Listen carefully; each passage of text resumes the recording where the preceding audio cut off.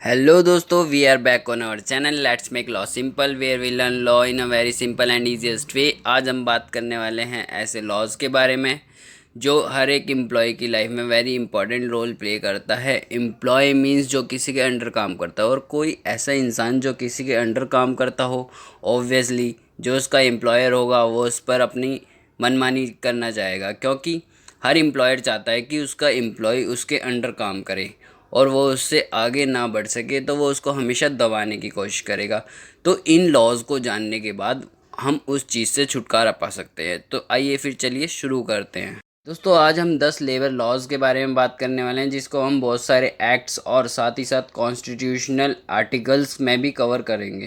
दोस्तों, first law is payment on time, जो कि the payment of wages act 1936 में दिया हुआ है, जो बताता है कि जो भी कोई वर्कर किसी एम्प्लॉयर के अंडर काम कर रहा है, उस एम्प्लॉयर को उसकी सैलरी ऑन द टाइम पे करनी पड़ेगी, वो भी किसी अनऑथराइज्ड डिडक्शन के। अगर वो कोई अनऑथराइज्ड डिडक्शन या फिर टाइम पर पेमेंट नहीं कर रहा है, तो फिर वो वर्कर उसके खिलाफ कंप्लेंट भी कर सकता है। दोस्तों, अभी मैंने आपको बताया था कि जो एम्प्लॉयर होते हैं वो अपने वर्कर्स को हमेशा दबाने की कोशिश करते हैं और अपने वर्कर्स को जब मन करता है काम पर रखते हैं, जब मन करता है निकाल देते हैं। बट अब ऐसा नहीं होगा, क्योंकि हमारा जो नेक्स्ट लॉ है वो इंडस्ट्रियल डिस्प्यूट एक्ट 1947 में दिया गया है।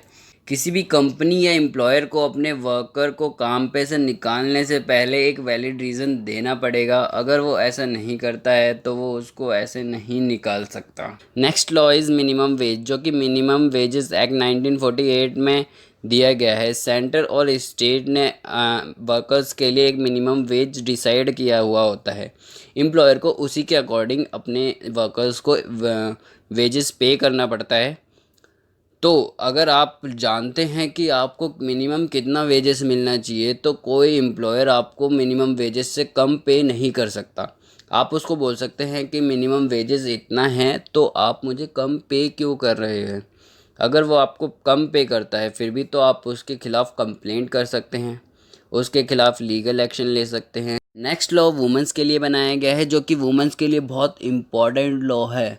कोई भी वर्किंग प्रेग्नेंट वुमन अपनी कंपनी से मैटरनिटी लीव ले सकती है, जो कि मिनिमम 12 वीक्स की होगी, जिसके लिए कंपनी को पे भी करना पड़ेगा। उस टाइम पीरियड जो मिनिमम 12 वीक्स का पीरियड है, उसके लिए कंपनी को पे करना पड़ेगा उस वुमन को। बहुत से केसेस में देखा गया है कि जैसे ही कोई प्रेग्नेंट वुमन मैटरनिटी लीव के लिए अप्लाई करती है, तो एम्प्लॉयर या तो रिज़ाइन के लिए बोलता है या उसको जॉब से निकालने के लिए बोलता है। इस लॉ के अकॉर्डिंग कोई भी एम्प्लॉयर मैटरनिटी लीव के मांगने पर किसी वुमेन को रिज़ाइन या फिर निकालने के लिए नहीं बोल सकता। नेक्स्ट लॉ इज़ जो वुमेन्स को सेक्सुअली हैरेसमेंट से प्रोटेक्ट करता है, जो कि sexual harassment of women employees at work place act 2013 में दिया गया है।